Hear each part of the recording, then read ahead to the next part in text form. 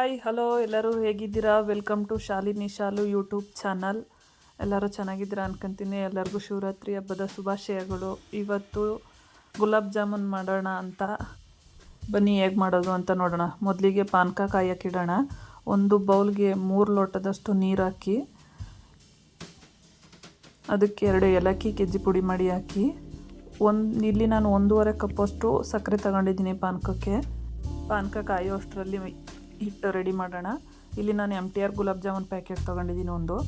ಒಂದು ಬೌಲ್ಗೆ ಹಾಕಿ ನೀಟಾಗಿ ಮಿಕ್ಸ್ ಮಾಡಿ ಎಲ್ಲದಕ್ಕೂ ಸ್ವಲ್ಪ ಅದಕ್ಕೆ ಎಷ್ಟು ಬೇಕೋ ಅಷ್ಟು ಹದದಷ್ಟು ನೀರು ಹಾಕೊಂಡು ನಿಧಾನಕ್ಕೆ ಸ್ವಲ್ಪ ಕಲಿಸ್ಕೊಂಡು ಚಪಾತಿ ಹಿಟ್ಟಿನ ಅದು ಬರುವಷ್ಟು ಕಲಸೋಣ. ನೀಟಾಗಿ ನಾದು ಎಲ್ಲನೂ ಆದಮೇಲೆ ಒಂದು 2 ಟೇಬಲ್ ಸ್ಪೂನಷ್ಟು ಎಣ್ಣೆ ಹಾಕೊಂಡು ಮತ್ತೆ ನಾದು ಸ್ವಲ್ಪ ಹೊತ್ತು ಹಾಗೆ ನೆನೆಯೋಕ್ಕೆ ಅಂತ ಬಿಡೋಣ. ಇನ್ನು ಈ ಕಡೆ ಪಾನಕ ಕಾಯೋಕ್ಕೆ ಅಂತ ಇಟ್ಟಿದ್ವಲ್ಲ, ಅದು ಹೇಗಾಗಿದೆ ನೋಡೋಣ ಬನ್ನಿ. ಚೆನ್ನಾಗಿ ಕುದಿಬೇಕು. ಅದು ಕುದ್ದು ಸ್ವಲ್ಪ 1 ಲೋಟ ನೀರಷ್ಟು ಕಮ್ಮಿ ಆಗುತ್ತೆ, ಆವಾಗ ರೆಡಿಯಾಗಿದೆ ನೋಡಿ. ಈ ಕನ್ಸಿಸ್ಟೆನ್ಸಿ ಬಂದ ಮೇಲೆ ರೆಡಿಯಾಗಿದೆ ಅಂತ. ಈಗ ಗ್ಯಾಸ್ ಆಫ್ ಮಾಡಿ ತಣ್ಣಗಾಗಕ್ಕೆ ಬಿಡೋಣ.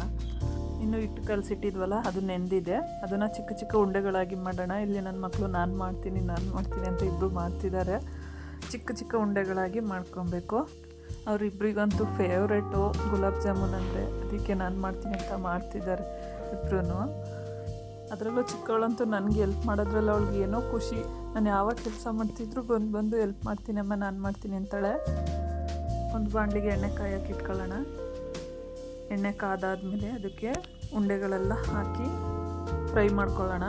ಅದು ಲೈಟ್ ಬ್ರೌನ್ ಕಲರ್ ಬರಬೇಕು. ಮೀಡಿಯಮ್ ಉರಿಯಲ್ಲಿ ಫ್ರೈ ಮಾಡ್ಕೊಳ್ಳೋಣ. ಈ ಥರ ಫ್ರೈ ಮಾಡ್ತಾ ಒಂದು 2-3 ಮಿನಿಟ್ಸ್ ಫ್ರೈ ಆದರೆ ಅದು ಈ ಥರ ಬ್ರೌನ್ ಕಲರ್ ಬರುತ್ತೆ. ಆವಾಗ ಆಗಿದೆ ಅಂತ ಒಂದು ಪ್ಲೇಟಿಗೆ ಹಿಂಗೆ ಎತ್ಕೊಬಿಡೋಣ.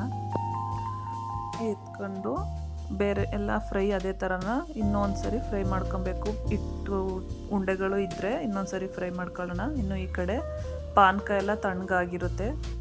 ಪಾನಕ ಪೂರ್ತಿ ತಣ್ಣಗಾದ್ಮೇಲೆ ಹಾಕಬೇಕು. ಅದು ಸ್ವಲ್ಪ ಬಿಸಿ ಇದ್ದಾಗಲೇ ಹಾಕಿದರೆ ಅದು ಬಿಸಿಗೆಲ್ಲ ಮೇಲೆ ಬಿಸಿ ನೀರಲ್ಲಿ ನೆಂದಿರೋ ಥರ ಆಗುತ್ತೆ. ಅದು ಒಳಗೆಲ್ಲ ಪಾನಕದಲ್ಲಿ ನೆಂದಿರಲ್ಲ.